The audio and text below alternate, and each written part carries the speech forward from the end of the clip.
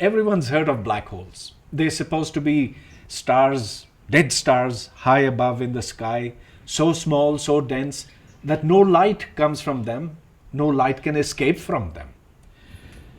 The question today before us is whether you can make black holes here on Earth in a laboratory, and the answer is maybe. In fact, there's a fighting chance, and some laboratories are trying to do that in Europe. That has led the citizens of France and Switzerland very, very worried. In fact, they've taken that scientific laboratory to court, thinking that this is a very dangerous experiment. But before we get into that, let's go back a little bit and understand black holes. Something like 200 years ago, there was a French scientist by the name of Laplace. And Laplace asked the following question. He said, if I have something, I throw it up.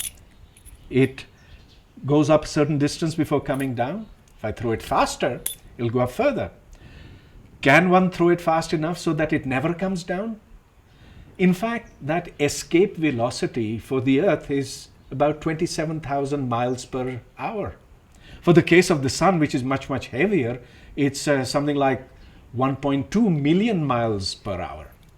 Obviously, the more gravitational pull there is, the harder it is for something to leave that surface. So then the question comes about, can there be something so small, so dense that even light would not be able to escape from it?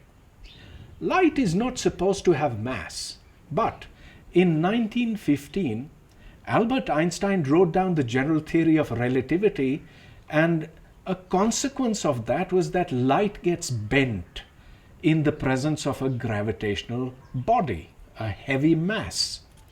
In 1916, another scientist by the name of Schwarzschild proposed that there could exist a body so heavy that light would be bent around in a trajectory so that it would come back to where it started from.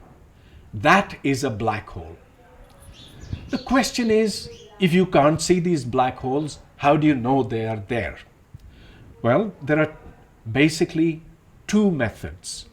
One is that suppose you have a luminous body, something that's emitting light like a star, and that star is going around something that you cannot see. Well, you know that other thing is there, and since you cannot see it, it could very well be that that is a black hole. A black hole attracts things towards it, and whatever falls into the black hole can never get out. Black holes eat up matter. At the center of every galaxy, including our own galaxy, which is the Milky Way, there is what is called a supermassive black hole. A black hole which is billions of times heavier than our sun. And towards this black hole falls matter. As the matter falls, it starts emitting radiation. That radiation is of a particular kind. So jets of matter come out from the black hole as the matter falls into it. These have been seen, and so there is abundant evidence of there being black holes. We know now that there are many black holes in our galaxy and other galaxies, but how are these black holes formed? Basically, every star has a source of fuel.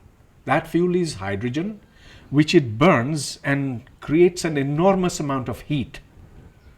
That heat causes the gas to want to expand outwards. The gravity, on the other hand, wants to make it shrink inwards. Usually there is a balance between these two. But as the fuel gets used up more and more, there is less and less pressure outwards. And so it can happen under certain circumstances that a star simply collapses. When it collapses, that means its density becomes incredibly high, and then it is possible that that could become a black hole. Now let me come back to the question of whether you can make black holes here on Earth. At CERN, which is the world's largest particle laboratory, you have beams of particles which are aimed at each other. There is a loop of protons that goes around in one direction, another beam of protons that goes around in the other direction. Now and then they meet. When they meet, they collide with immense force, and there's immense energy at that time. Einstein told us that where there is energy, there is a curvature of space. And so a situation can be formed where a black hole is formed at the point of a proton-proton collision. Now, actually, scientists are looking into that. They very much want to find the black holes which will come out. But here is the following problem. Suppose you form a black hole, then it will want to eat up everything that is around it. So the citizens of Switzerland and France who are worried about this are saying that, they will eat up other protons. The black holes will eat up other protons. Then they'll eat up the machinery at CERN itself. It'll eat up Geneva. It'll eat up France, Switzerland, then the whole world, and the entire solar system will then come to a collapse. There is, fortunately, something very wrong with this argument. And this is actually what Stephen Hawking had taught us many, many years ago.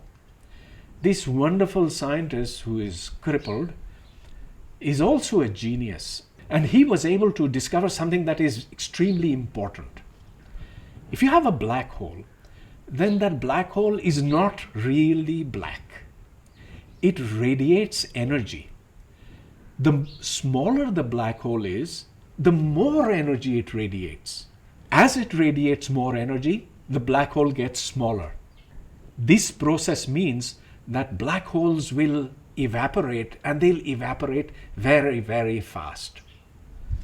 The bottom line is, there's nothing to worry about. Yes, black holes may be formed at CERN, but we are sure that they are going to last for only a very, very short time. In that short time, they will not have the capacity, they will not be large enough and will not live long enough to eat up matter. So we are all safe, and see you next time.